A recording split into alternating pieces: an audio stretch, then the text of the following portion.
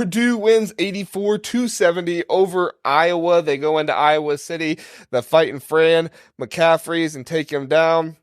Your boy, Tony Perkins, Kent, he had 24 points in this one, so, can't really be too mad about that. Only problem is Purdue does have Zach Edey, and he scored 30 and just kind of basically had his way with with Iowa the entire game. But, hey, Iowa put up a good fight in this one. It was a blowout, but at the end of the day, you saw some things from Iowa that you want to continue to see. I don't know if people realize this Iowa team plays like the most freshmen in the Big Ten or something like that, and they're actually doing a really good job. So with the amount of youth they have on this team playing as well as they are, it is encouraging. But when you have that many freshmen, you're just not going to take down Purdue, even if it is at home. Kent, what'd you see in this game? I saw Tony Perkins. Like you just said, you took away my talking points. 24 points from my favorite player in the Big Ten. 5 rebounds, 4 assists. I mean, he did lose the game. I understand that. But you know what I always say about Tony Perkins is that he always looks good doing it, though. So it doesn't really matter if he wins or loses. As long as his picture is taken and he's on the graphic after the game, that doesn't really matter. He looked good doing it. 24, 5, and 4. What else do you want from him? This felt like a game, though, throughout as I was watching it, that when Purdue got a big enough lead, which in this game it was halfway through the first half, they had an 8-point lead. Iowa was never able to just get over the hump. It just felt like, okay, they're going to get a stop and they're going to get 2 buckets in a row, but then Purdue comes down and scores. And then they get a stop and get 2 buckets in a row, and then Purdue comes down and scores.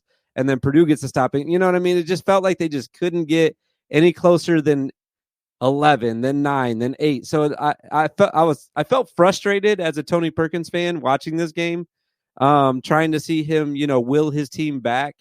But I thought it was a decent effort by Iowa. This was the most confusing thing to me, though. I still get lost on this. Michigan beat Iowa at Iowa by almost the same margin that Purdue did. I cannot figure this out. Purdue won by, I don't know what the final score, you got the final score on the screen right here. They won by 14. I think Michigan won by 10 at Iowa. I just can't figure that part out. And then I did have a question for you guys as I send it back to JR. Trey Kaufman-Renn at the end of the game came up a little bit limp. Did you guys read anything about what happened with him? Because it didn't look serious on the replay, but he was acting like it was very serious, and I am concerned for him.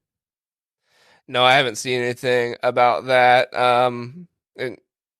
Trey Kaufman-Renn, he's kind of proved me right lately. I mean, if he is injured, I hate to talk about a guy who's injured this way, but I remember after the Illinois game, everybody kind of told me, oh, no, he's not an average player. Look, he scored 23 points. I think I even had Russ on here telling me that. And I said, well, maybe I'm wrong. Last 4 games, he's had 0, 5, 3, and 4 points. So part of that is Trey Kaufman-Renn being average in my mind, but then also part of that is just Zach Edey is. But if they do lose Trey Kaufman-Renn, I do think they lose a valuable piece to the starting lineup, because if nothing else, this starting lineup gels together really, really well. Braden Smith, Fletcher Loyer, and Lance Jones. I haven't talked about this enough lately. The addition that he has made to this team, not just, in points and things like that, but just the way the offense operates with him on the floor. He's so unselfish and willing to do whatever it takes.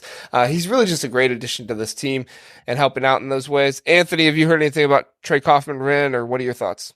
Nothing on the injury, no. Sorry to be a dud there. No, you're good. I mean, overall, I'll say this seems about right for a Fran McCaffrey team. Pretty smooth offensively, really, can score points in bunches, but then when they need to get a stop, it's a very small forward and power forward heavy offense that really does not, they're not structured to stop a guy like Edey, right? I think Purdue had 19 offensive rebounds and 50 rebounds total, which is just a stupid number.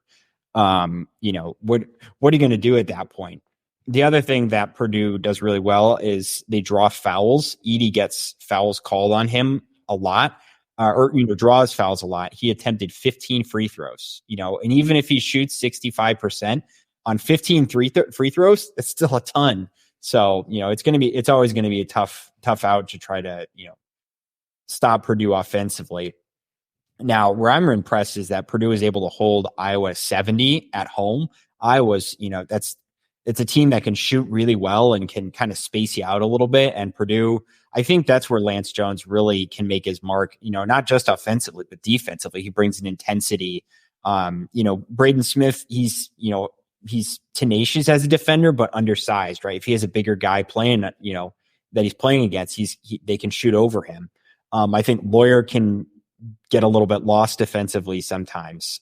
He's good at drawing charges and moving his feet, but I think a guy like Lance Jones really balances you out defensively in the backcourt where you need to be able to put pressure on the other team's guards, and they were able to do that.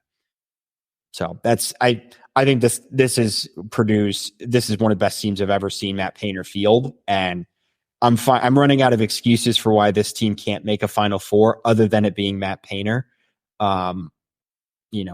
If they don't do it this year, when will they do it? I really have a hard time seeing that. It's just they're so complete, particularly that starting five. It's hard to stop all the weapons that they have, even if one has an off night. Yeah, and I think that's the talking point right now with Purdue is, when they play Wisconsin, can they beat Wisconsin to win the Big Ten? I think yes. That's their kind of their next step, and all of that. And obviously, don't have the down games like you get against Nebraska, Northwestern. You need to win those games. But ultimately, it comes down to the tournament. Is this team built well enough to win in the tournament? I think Braden Smith is a much better guard this season. I think, I say that with him having 4 turnovers in this game. It wasn't his best, turnover margin game, but he did have 9 assists. So when you're going to be passing it and, dealing it as much as he is, you're going to turn it over at some point. 9 points, 9 assists in this one. That's what you want. And then Fletcher Lawyer, when this guy is on, he's on, and I think you just have to keep him on the court for that. I know after our last recap, some people were telling me, no, you have to have Heidi in there, you have to have Morton in there when Fletcher Lawyer isn't hitting. And I disagree. I obviously have to get a player off the court sometimes, but Fletcher Lawyer, man, his ceiling is so high. I think you got to leave him out there on the court and just let him dish, because at the end of the day, he could get hot at any time and hit 3 threes in a row or something, get crazy and really go off against the team. And with the star power that you have with Zach Edey and with the playing ability of Lance Jones and Braden Smith, if you get that from Fletcher Lawyer, it's game over. There's nobody that's beating this team if Fletcher Lawyer is hitting his ceiling. Kent, you have any thoughts about, Purdue and the tournament or Fletcher Lawyer or anything that I said there? I think that this is the year. I mean, I feel like we've seen it a couple of times in college basketball. Like Virginia got knocked out by a 16 seed, and they came back the next year and won it. Am I correct about this, guys? Yeah. It feels like after a team gets kind of, I'll say embarrassed. I guess they got embarrassed last year. So after they get embarrassed, they have a little bit more of that extra motivation to make a run the following year. And I do think that there's something to that. I think the guys that were on the team last year, Zach Edey being one of them, will have that extra motivation and they'll be able to make a deep run. I think they have a legitimate chance to win the entire thing. I think that they for sure could win the national championship. They have the best resume, I think, in all of college basketball right now. They've eaten some of the, how many top 10 KenPom wins do they have at 6 quad 1 wins. Yeah. Crazy. Yeah. So they can definitely play with anyone. The problem is they can play with anyone. They can lose to Nebraska. They can lose to Northwestern. So it's just a matter of how well they can play at those neutral sites once March Madness starts. But I think that they're built for it. And I don't put any stock into the Matt Painter history at all. I think that any coach with a team that is this good can win the whole thing. I really do. Yeah, and when you have Zach Edey, there is not a team out there that you cannot beat. And at the end of the day, that should be the trump card in every situation is we have Zach Edey. End of story. It obviously, if some of these better teams play them, but anything could happen. But that's what I'm trying to say with some of these smaller teams, not smaller teams, some of this less competition teams like a Nebraska or a Northwestern, where in reality we know those teams aren't as good as Purdue, and Zach Edey should just be the trump card in this one. So, their quad 1 wins are they beat Gonzaga, Tennessee, Marquette, Alabama, Arizona, Illinois, and actually Iowa was a quad one win, so they do have 7 now because Iowa is 50th in Ken Palm. So that's like, I think that's right on the line because it was at Iowa in this one. So And Gonzaga's yeah, got to be right on the line too because they're fading at this point. They're faltering a little bit they're right now. 30th in net. Yeah, they're 30th in net. So they were right on the line though because it was at or was it neutral? It was either at. That one was neutral, I think. Yeah, so neutral, Yeah. they were right on the line there too. Yeah. Oh, I forgot. It was 1-75 when you're on the road. So And Adam Morrison did not play in that game, so that's a factor for Gonzaga. You know, so it's tough Adam to really, Morrison's not playing. you know, you like look at that and you go, was that really a good win? Yeah. You know, their quad one games remaining are at Wisconsin, at Ohio State. How is that a quad one game? Oh my goodness. And then Michigan State, at Illinois, and Wisconsin. So they do have Wisconsin twice more this year, and Illinois. So could have something happen there, but no. This is one spot where it's interesting for Michigan State. They have 3 signature games left on the entire schedule. They have Illinois. They have at Wisconsin this Friday, which I will be at because I live in Madison. Nice. And then they have Illinois at home, and then they have at Purdue, and that's it. And they have other road games too, but all of them are quad 2. Those are their 3 signature games left on the schedule. Other than that, it's a lot of games that feel similar to Maryland. At Maryland. Well, my Buckeyes will try to get up to 30 for you. We're at 46 now. Please so we'll try to get up to 30 for you. Just so you can beat us and knock us back down.